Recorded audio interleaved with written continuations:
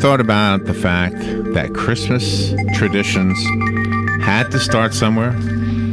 Yes, I have. There had to have been a first, right? Mm-hmm. Have you ever wondered if you've ever actually witnessed the first of a Christmas tradition? I have. I think we have one right here. Mm-hmm. I think somebody's going to hear this interview, and they're going to go get the book, The Christmas That Almost Never Was.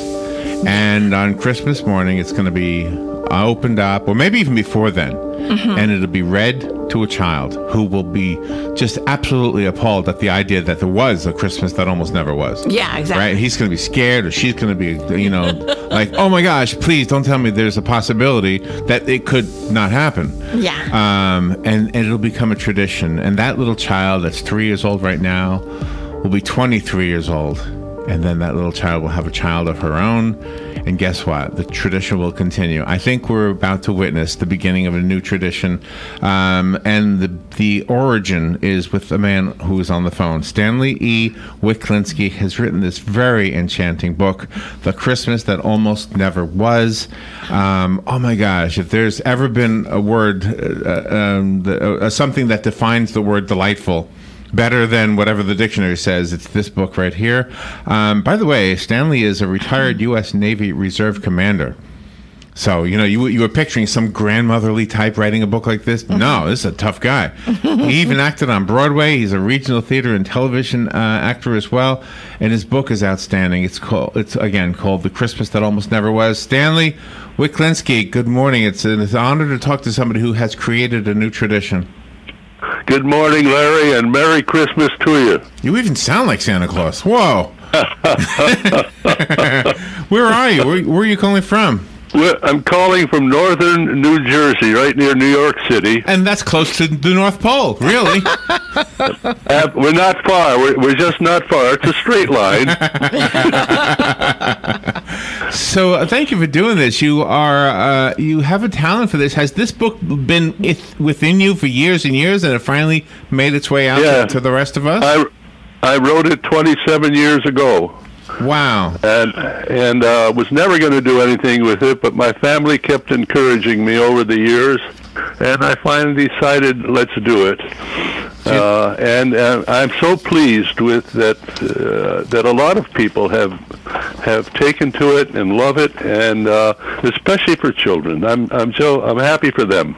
Well, I want to tell you that the story is outstanding, but I also want to compliment you on the rhyming, and here's why. Just so you know, Robin and I talk to authors all the time, and once in a while we'll get a book that's for children that rhymes that you will cringe at some of them because they're forced. You have figured out a way to do this so that the rhymes aren't forced. They tell the story. Well, they weren't. It took me a whole year, so it was not easy. It was very difficult. But I wanted it to sound somewhat like the absolute famous Night Before Christmas, which started out with the title of Visit with St. Nicholas, which was written in iambic tetrameter. And once you set yourself in that mode, it's extremely difficult, because now you have to be with it. And I was determined that if I was going to do it, then however long it took, I was going to work at it until I got it the way I wanted it. And this is also a book filled with adventure, because you have to find the replacement for Santa's reindeer, and that was pretty cool in itself. When I got to that point where Santa says, follow me, follow me, follow me all, my mind went blank, and I couldn't write another line for about 2 months. Oh, my. I had no idea where we were going. Well, I want the listeners to know this is a really delightful book. I'll leave it up to you if you want to reveal the story to our listeners. Would you like to do that? Sure. Why not? It so happened that the reindeer come down with the flu, and they can't fly. Now we're met with a dilemma. The children worldwide will not have toys under their Christmas tree, and it will be an absolute worldwide catastrophe. But how to do that? Santa was up there where he normally lives, passing by. Where it was in those mountains, I don't know. But he saw on one particular occasion young polar bears leaping high in the air. And he was so amazed. He stood there in awe, watching them turn and flip and glide and go. And when his reindeer came down with the flu, he immediately thought he had to get back there to see if they were still there. And luckily they were. I love the artwork in the book also. You chose a wonderful illustrator. I like the way that he did the eyes of the reindeer when they had the flu, because it was, I mean, you could tell there was something wrong with them. Absolutely. Gary A. Lippincott, I went through... Stanley? We don't hear him anymore. What happened? I don't know. Stanley, I don't know if you can hear us, but something just went dead. Oh my gosh. The line's still on. Stanley, are you there? We don't hear you. If you hear us, we don't hear you at all. Don't you hate that? Let me just repeat. The book is called The Christmas That Almost Never Was. It's written by Stanley E. Wiklinski. Robin is doing whatever she needs to do to get Stanley back up. Stanley, you there? No, I don't think he's there, Robin. So Robin's trying to get him back on the phone. Something's up with the phones. It's called The Christmas That Almost Never Was. It really is a delightful book, and Robin was just complimenting the illustrator of the book, who is Gary A. Lippincott. And yeah, it's a great collaboration of the art and the words. And he does rhyme the book. In the book, let me just read the opening thing. I don't want to read too much, obviously. Lost in the year of the great blizzard blow, found preserved in the deep polar snow, here's the tale creating the buzz of the Christmas that almost never was. And it does go on to tell about how the reindeer end up with the flu. Yeah, I know. We have him on the phone? Happened. Let me get you. All right, good. Robin's going to hook him up. Okay. Oh, my gosh. Oh my gosh! I don't know why that happened, but I'm glad you're back, Stanley. Good morning again. Good morning. Here we are. So I just read the first 4 lines that introduce us to the story. So you would, when you went blank, you were talking about the artist, the illustrator, Gary Lippincott. No, yes, I was talking about the artist. Oh, I thought you heard it. Wonderful artist. I spent 8 months searching for the artist I wanted. Went through 200 to 300 online artist portfolios until I found him. Made contact. It looked for a while as though it was not going to happen because it was a real stretch for me.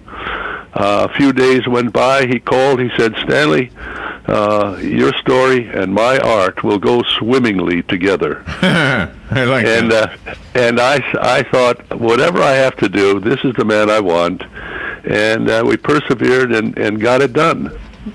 And his work, I think, will last for years to come. And I'm happy for him, and I'm happy for the children who will see his art. And your story is really, really amazing because for children that have older siblings that already know how to read, this is going to give those children the incentive to read your book, not just to themselves, but to share it with their younger siblings. Yes. Yes, I agree. And I think when they get older, they'll be the parent reading to the child. I think so, yeah. Well, I read to our children when I was a naval officer on active duty in Puerto Rico at the time, and I would read to our children every evening about children's poems, children's books, and I thought it was so important for them to learn how to dream or to be encouraged. I don't think you have to teach a child to dream, but you certainly have to encourage it, because as you grow older, the world gives you so much discipline. It beats out the spontaneity in you, and you learn rules and regulations. But somehow you got to keep that spark inside you that will turn into who you are and who you become, and it all begins with a dream. Wow. Oh my, I Wow. love those words. You, It's you, marvelous. even, you even spoke like a poet. Speak like a poet. Guess what? I have a copy of the book here. If I have a listener who would like it, I'm telling you, you're going to love this one. Unfortunately, I only have one, but the good news is you can buy it. It's on Amazon. I found it on Amazon. Call me. I'll pick a caller at random and leave it here for you at the station. Stanley, do you have a website you want to recommend? Well, we have Amazon.com. It's readily available there. At BarnesandNoble.com, at Baker and Taylor and Ingram. Those are the major distributors distributing the book. Stanley, thank you for doing this. Thank you for taking time to talk to us today, and congratulations to both you and Gary Lippincott. And we did not. I want to make sure we mentioned that you had an endorsement from Henry Winkler. Yeah. Henry Winkler is my good friend and classmate, one of the most generous people I've ever met in my life. I asked him if he would give me an endorsement. He immediately said he would, and we've been friends ever since we were at the drama school together. Wow. Wow. Well, he did for leather jackets like you do for Christmas. I think so. Thank you. Larry, thank you. And Robin, thank you so much. I really appreciate talking with you. Thank you, Stanley. We'll be right back.